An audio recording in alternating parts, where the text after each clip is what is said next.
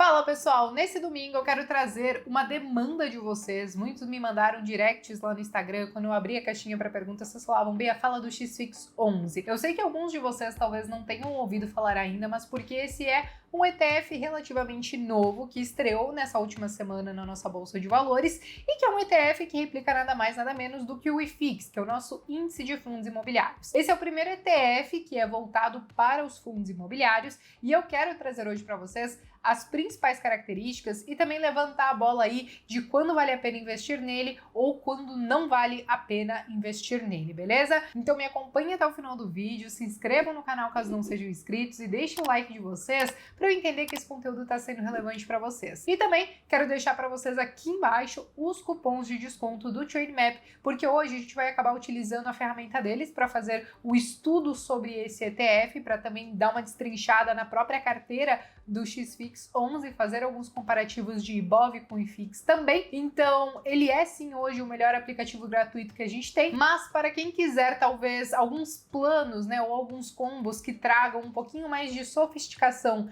na hora de fazer a gestão da carteira ou até mesmo a análise de alguns ativos, então vocês podem utilizar o cupom Caravela da Bea que tá aparecendo na tela aqui para vocês, beleza? Bom, pessoal, primeiro a gente precisa já trazer a diferença talvez em investir em um ETF que está atrelado aos fundos imobiliários, ou seja, que replica a carteira do IFIX e os próprios fundos imobiliários. Quando a gente fala do XFIX 11, hoje ele replica o IFIX, que é composto aí por mais ou menos 81 fundos imobiliários. Só que o que acontece? Quando a gente fala de ETF, eles não pagam dividendos, assim como fundos imobiliários pagam. Essa é a principal diferença quando a gente olha os ETFs aqui no Brasil e os ETFs lá fora, no mercado americano, pelo menos. Aqui, todos os ETFs, né, que recebem algum tipo de dividendo, seja de fundos imobiliários ou porque tem ações que pagam alguns dividendos, eles reinvestem automaticamente todos esses dividendos e claro que isso tem um impacto no próprio patrimônio do ETF e claro que isso também pode acabar implicando justamente na valorização ou desvalorização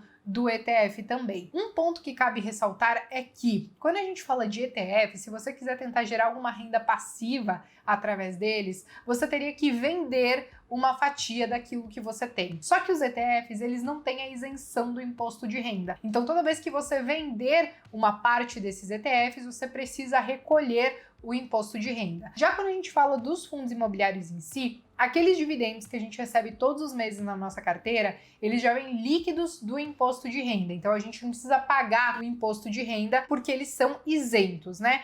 Mas quando a gente vende o fundo imobiliário em si, eles também não têm isenção. Tem que colocar tudo isso na balança. E é aí que a gente já começa a tentar entender para quem serve e para quem não serve, talvez um XFIX 11. Por exemplo, dentro da minha carteira, hoje eu não vejo espaço para o XFIX 11, porque eu prezo muito por essa renda passiva que todos os meses podem pingar na minha carteira, seja de ações que pagam bons dividendos ou até mesmo dos fundos imobiliários que eu também tenho em carteira. E se eu colocasse talvez um ETF ao invés dos fundos imobiliários, eu não teria aquele dinheirinho todos os meses pingando na minha carteira, né, na minha conta da corretora, e eu teria que vender parte desses ETFs, recolher o imposto para aí sim gerar uma renda passiva. Para quem que eu acho que talvez o XFIX 11 valha mais a pena ou sirva para esse tipo de investidor? Para aquele investidor que talvez tem poucos recursos e que muitas vezes, pelos aportes serem muito pequenininhos, ele não consegue às vezes comprar uma cota de um fundo imobiliário ou não consegue ter uma diversificação adequada nos ativos que quer colocar na carteira, ou até mesmo não tem certeza ainda de quais fundos imobiliários quer colocar na carteira e prefere fazer uma terceirização dessa gestão, fazendo com que então o ETF, né, a administradora que está por trás desse ETF, faça esse trabalho, né, de fazer essa carteira teórica e a partir do momento que você compra, por exemplo, um XFIX 11, você está comprando aí praticamente mais de 81 fundos imobiliários ao valor que hoje, pelo menos, né, pelo que a gente consultou no mercado, está na faixa dos R$10. Mas beleza, gente, agora você já deve ter meio que entendido em qual dos grupos que você tá, né? Se você tá muito mais para investir diretamente em fundos imobiliários ou se talvez você tá muito mais para ETFs. Cabe agora a gente também levantar outras características tanto dos ETFs como do próprio XFIX 11. Bom, quando a gente fala do mercado de ETFs no Brasil, nós não temos muitos, tá? Hoje a gente tem aproximadamente 20 ETFs, sendo que nem todos eles são líquidos. Hoje eu acho que os mais líquidos que a gente tem é o BOVA11, o IVVB11 e o próprio Small 11. Quando eu consultei no Trademap o XFIX 11, ele começou essa semana aí com uma negociação média diária de 1,5 milhão, 1,8 milhão no volume, né, de negociações. É claro que isso tende a aumentar ao longo das próximas semanas, até mesmo porque ele é o único ETF hoje voltado para os fundos imobiliários ou para esse mercado de fundos imobiliários. Mas agora a gente precisa também olhar outras características do próprio XFIX. Para isso, gente, já deixa eu só compartilhar minha tela aqui com vocês, porque eu acho que vai ficar muito mais fácil. Pois bem, aqui eu já estou na minha tela do Trademap e eu vou clicar aqui no XFIX, né? Então aqui a gente está vendo a cotação dele, hoje está um pouquinho mais de R$10, está muito próximo, né, ao preço de lançamento deles. E aí aqui embaixo a gente tem algumas características, né? O gestor é a própria XP, o administrador a gente tem aqui o BNP Paribas e a taxa de administração é de aproximadamente, né, é exatamente 0,30%. Isso ao ano, tá, gente? É uma taxa muito de acordo com o resto do mercado, com o que os outros ETFs cobram também. Cabe ressaltar que essa taxa você não precisa pagar nada à parte, né, por esse serviço, tudo isso já está descontado no próprio patrimônio, né, na cota lá do ETF, todos esses custos já estão lá implícitos diretamente nesse valor. E agora, gente, vamos dar uma olhadinha na própria carteira do XFIX 11, porque eu falei para vocês que ele basicamente replica o IFIX, que é o índice de fundos imobiliários. Para isso, eu vou clicar aqui em financeiros e outros e já vai mostrar para mim aí quais são os principais fundos imobiliários que tem dentro da carteira. Eu posso também colocar aqui, talvez, no próprio modo lista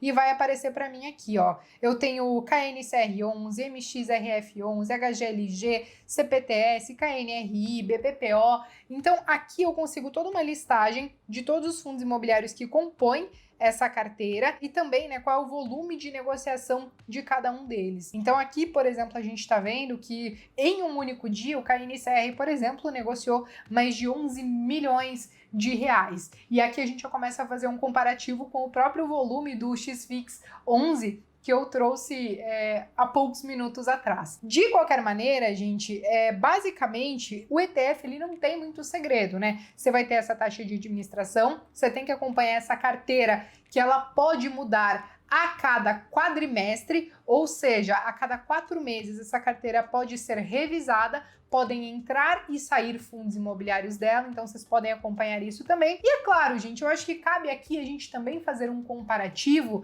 do próprio IFIX com o IBOV, porque muitas pessoas também me mandam a pergunta: Bea, vale a pena eu comprar só fundos imobiliários se eu quero me expor em renda variável? E é claro que eu digo que depende da sua estratégia no mercado, mas dê uma olhada nesse gráfico aqui. Aqui a gente consegue ver que, olhando a performance dos últimos 5 anos, o índice Bovespa ele conseguiu sim superar o IFIX. Em um momento de crise, o que a gente viu foi que os fundos imobiliários, eles se seguraram um pouquinho mais, até porque os fundos imobiliários, eles têm uma volatilidade um pouco menor do que a Bolsa de Valores, do que o nosso índice Bovespa, mas quando veio a recuperação um pouco mais forte de março para cá, então o índice Bovespa ele acabou superando o nosso IFIX. O que me leva a crer que a partir do momento que a gente quer se expor em renda variável, vale a pena sim a gente fazer uma diversificação em classes de ativos diferentes. Se você está pensando na renda passiva, você pode ter sim ações boas pagadoras de dividendos, inclusive tem ações que pagam mais dividendos do que fundos imobiliários, mas você pode também ter